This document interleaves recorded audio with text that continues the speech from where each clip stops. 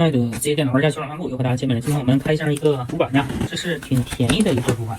我们看一下是什么型号 ，1760 VX5 DDR5 的。我现在比较喜欢 DDR5 内存，占未来嘛，分析的有点道理吧。我们直接开个箱，看一下都带了什么。这是一块全新的主板啊，看看有没有使用的痕迹。没有。这个主板设计还是挺简约的，换种说法就是用料不是特别足。我们看一下接口 ，PS2 的接口。这两个 USB 的呢是那种所谓的 2.0 吧，就过去叫法，标准速度的，不是特别快。下方有4个 USB 的，我们老传统的叫法，通俗易懂的就是 USB 3.0， 这么一个网卡接口和一组音频接口。这个音频接口呢分麦克风音频的输出和音频的输入，在这里集成了2个输出端口，一个是 HDMI， 一个是 VGA。如果你搭配有核显的 CPU 呢，是可以点亮的。两根内存条插上 DDR5 的内存插槽，这边插一根，演示一下。我们再看一下它的 CPU 针脚，到时候以后这个主板的针脚大家要检查一下，有些针脚有哪个地方歪了什么的，它就容易点不亮或者造成一些问题，哪个通道没有通。现在这个 CPU 它是有防呆设计的呀，我们正常接反它是扣不里去的。这样一扣，上面这个盖儿，我们试试能不能直接把它顶掉，直接就掉了。在下方这儿是 M.2 的固态硬盘接口。现在好多主板都已經這個地方不需要螺絲了，是那種走一滑一磕的那種，我挺喜歡那種的。不過這個也行吧，螺絲也有它的好處。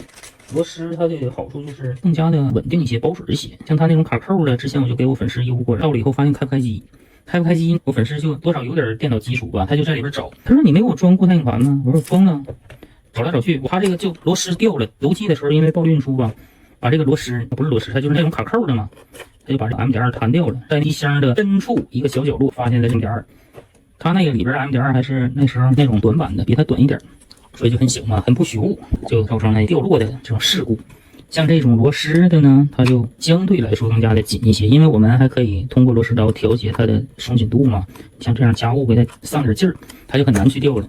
一個是這邊殼着呢，這邊螺絲有一個下壓的力量，讓它不輕易的往下掉。裝機我有一個經驗，把 CPU 些什麼內存之類的最簡單的都給它裝上，在這個外面點亮一下，確定試好之後再去裝機箱再走線。不然的話，你發現哪個零件有問題，或者你哪個地方沒裝好，你再往外拆再去裝它，來不來去的就增加工作量嘛。有人說了，那你開機的話不接機箱怎麼開機呢？就螺絲刀開機大法這樣。穩接這個跳線，這個跳線這個地方大家看一下，每個主板它支持不一樣，有的是倒着放的，有的是正着放的。像這邊有什麼加減的，它都是立燈的，有開機的那種指示燈和硬盤指示燈。像這邊呢，就有可能是那種開機跳線的和能級跳線。在這兒，你看它給標出來的。這邊你看那個雷的電源指示燈，這個 SD 雷的，那它就是硬盤指示燈。像這邊呢，它這邊就是開機跳線的。我們只要用螺絲刀這樣短接一下就即可開機。這個下面是重啟，這邊有一個單獨飛出來的，它是沒有定義的一個公里。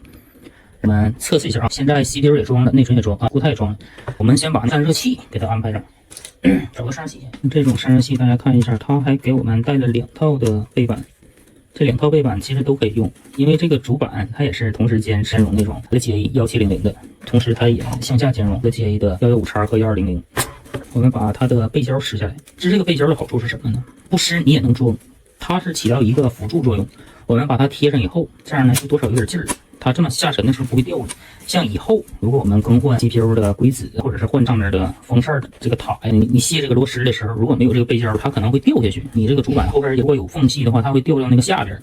這樣貼上以後，它就多少有點勁兒到，讓它服貼這個上面，不至於掉下來。我們給它上一些硅脂啊，這個硅脂看是塗的挺難看，實際上壓是好的。現在我們再把這個塔上去，了解一下這個風扇塔的螺絲。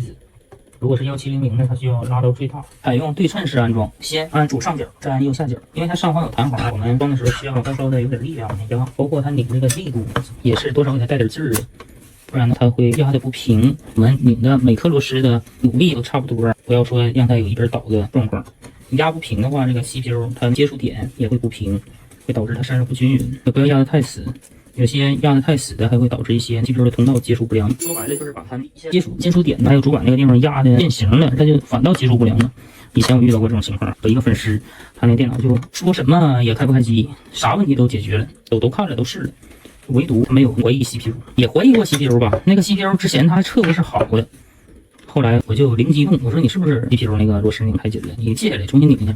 結果真的就好了。從那個事兒以後，我就挺注意這個事兒啊。看這個 CPU 的散熱器時候，也不是說非要你擰的特別鬆吧，不要給它完全的壓實，得留點餘量。因為大家你看注意一下，它這上面是有彈簧的嘛，你即使壓的不是太實，它也是一个弹力的，輔助它往下压的，还是够用的。先在这个外边试一下，这种也是叫最小安装，保证它能开机的情况下不要安太多东西。这有一个电源，这个电源都没有花钱买呀，这个是之前 iPad 他们厂家送我的，我能直接开箱看，这么沉，吓我弟弟一跳，给我弟弟给吓着了，啥样？太夸张了！连上它的主板供电、CPU 供电、插显卡呀，买的挺合适。有的时候把 PCI 的等板那个地方我搞一下，如果它是好的，我能把它掰上。这也说不上是显卡插在主板上，还是主板插在显卡上了。这显卡太大了，我的天呐！把显卡的供电接上。你们这聪明的小伙伴们发现什么事没？我们还需要一个显示器，看一下都接好没 ？CPU、显卡供电、主板供电、内存，看一下一次能不能点亮？开机了。一次点亮，成功点亮啊！看到没？就问你牛逼不牛逼？显卡还带2GB，光效暂时看是光效，是不是2GB？至少它是带的，也支持启停。等一下，这个还要考级软件及一些显卡的测试工具。先这块先到这吧，给它装箱。后续的视频可能还会再出视频啊！再见。